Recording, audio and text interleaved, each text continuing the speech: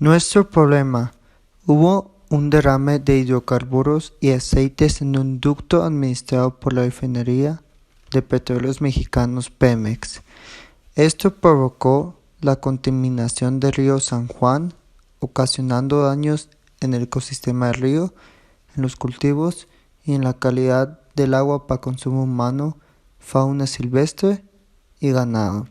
Se nos pide encontrar una forma o técnica con la cual se puedan separar los hidrocarburos. Para encontrar la solución, primero tuvimos que establecer ciertas definiciones. Empezamos por los hidrocarburos. Los hidrocarburos son compuestos orgánicos conformados únicamente por átomos de hidrógeno y carbono. Son ejemplos de hidruros del grupo 14, debido a que el carbono tiene 4 electrones en su capa externa y que cada enlace covalente requiere la donación de un electrón por átomo. El carbono tiene exactamente 4 enlaces que hacer y solo es estable si se usan los 4 de estos enlaces. Nuestro siguiente paso fue investigar los compuestos de agua y encontramos que el agua es una molécula de H2O que contiene 2 átomos de hidrógeno, cada uno compartiendo un par de electrones con un átomo de oxígeno. Cuando los átomos comparten electrones de este modo, se crea un enlace covalente. El agua es un compuesto polar. Es importante contemplar que los hidrocarburos tienen una densidad mínima de 0.804 kilogramos por litro y una densidad máxima de 0.98 kilogramos por litro. Tienen una viscosidad de 8.5 pascales a 3.4 pascales por segundo, a una temperatura de 40 grados Celsius, y el agua tiene una densidad de 1 kilogramo metro, y su viscosidad es de 1 metro cuadrado por segundo a 20 grados Celsius. Algunas de las fuerzas intermoleculares involucradas en el derrame de petróleo son las fuerzas de London. Las fuerzas de London son el tipo más débil de interacción intermolecular. Las fuerzas de London explican cómo interactúan moléculas cuyas estructuras y átomos le imposibilitan la formación de un dipolo permanente, es decir, las moléculas y átomos no polares. Cuando se representan los orbitales de átomos y moléculas, la distribución de los electrones, es decir, la densidad electrónica, es el valor promediado en el tiempo. Lo que da origen a la atracción entre moléculas vecinas son las oscilaciones respecto a este valor en el tiempo. Los átomos de los gases nobles nos proporcionan el ejemplo más sencillo. Gran parte del tiempo, los electrones tienen una distribución asimétrica. Debido a esto, hay momentos en los que un lado del átomo tiene mayor carga negativa y el otro una carga positiva. El lado o extremo en el que el núcleo se encuentra parcialmente expuesto es ligeramente más positivo, y el extremo hacia el que se desplazaron los electrones tiene una carga parcial negativa. Dicha separación de cargas se conoce como un dipolo temporal. El núcleo parcialmente expuesto a un átomo atrae la carga negativa de un átomo vecino. Es este dipolo inducido entre las moléculas lo que representa la fuerza de dispersión entre los átomos y las moléculas. Pero un dipolo temporal desaparece casi inmediatamente después de su formación. La intensidad de la fuerza depende directamente de la diferencia de cargas en una molécula. Así, bajo dicha base, es el número de electrones el que determinará la facilidad con la que se puede polarizar una molécula. Cuanto más intensas son las fuerzas intermoleculares, más altos son los puntos de fusión y ebullición.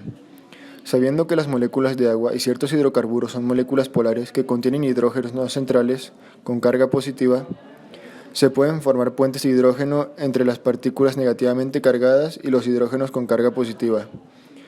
Un tipo de interacción con mucha más fuerza que las fuerzas de dispersión. Puente de hidrógeno. De las fuerzas intermoleculares, el puente de hidrógeno es la mayor entidad.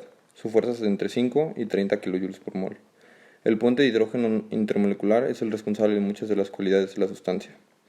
Una molécula de agua se forma entre un átomo de oxígeno con 6 electrones de valencia y 2 hidrógenos con un electrón de valencia cada uno. Por ser una molécula polar, los electrones que intervienen en sus enlaces están más cerca del oxígeno que de los del hidrógeno, y por esto se generan dos cargas parciales negativas en el extremo donde está el oxígeno y dos cargas parciales positivas en el extremo donde se encuentran los hidrógenos. La presencia de cargas parciales positivas y negativas hace que las moléculas de agua se comporten como imanes en los que las partes con carga parcial positiva atraen a las partes con cargas parciales negativas. El enlace de hidrógeno presenta un cierto carácter covalente. Una consecuencia importante de esta resonancia es que se pueden intercambiar los hidrógenos de una molécula con los hidrógenos del agua disolvente.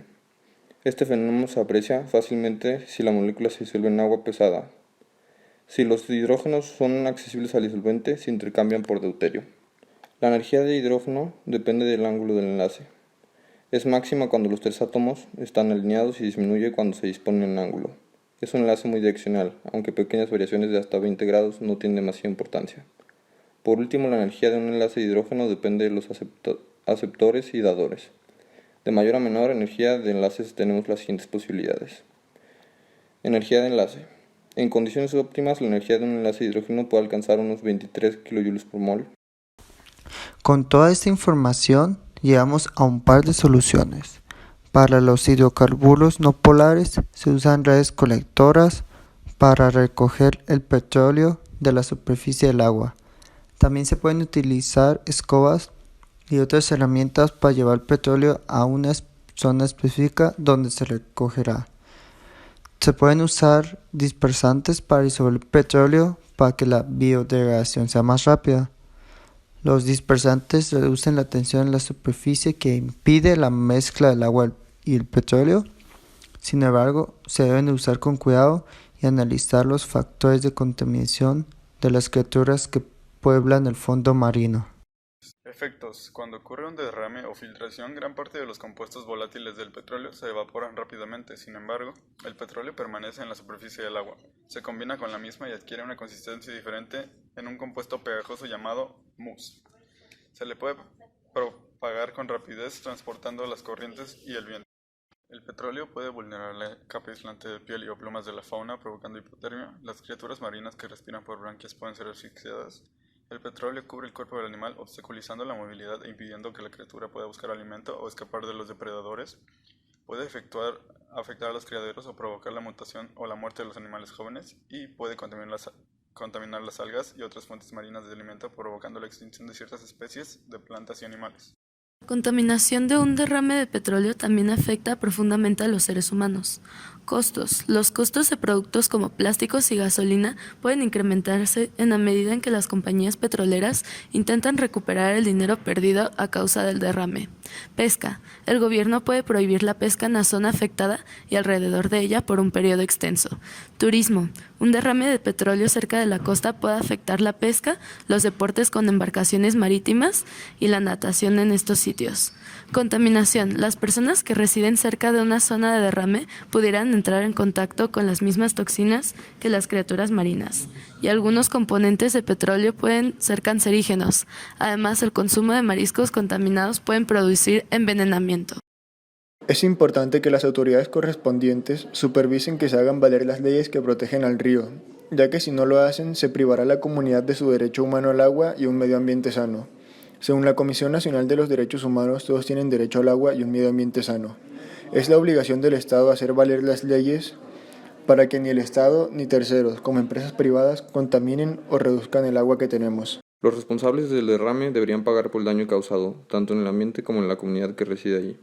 Ellos mismos tendrían que dar solución al problema, aparte de que se les deberá aconsejar para poder implementar alguna medida para que estos derrames ya no ocurran u ocurran en medidas mucho menores que permitan que la propia naturaleza pueda encargarse de estas sustancias, que den oportunidad a una biodegradación.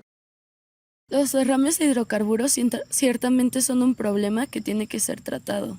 Para esto ya existen varias alternativas para poder limpiar las aguas contaminadas por estos derrames.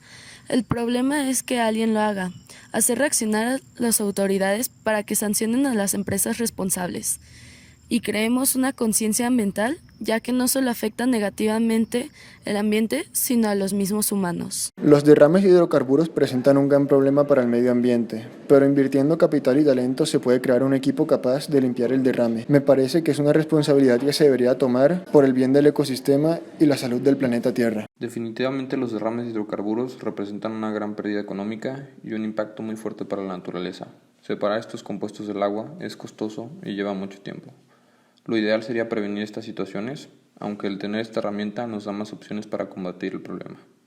Los derrames de hidrocarburos ponen en riesgo tanto la economía y la naturaleza de nuestro planeta. La mejor solución siempre está en proceso y muchas ideas innovadoras salen día a día. Solo hace falta ser más consciente a la hora de los problemas para evitar que se propaguen antes de que la tarea se dificulte. Debemos de evitar estos problemas que nos pueden costar a la economía de nuestro país, ya que es un impacto demasiado fuerte hacia los derrames y contaminaciones que estos ocasionan.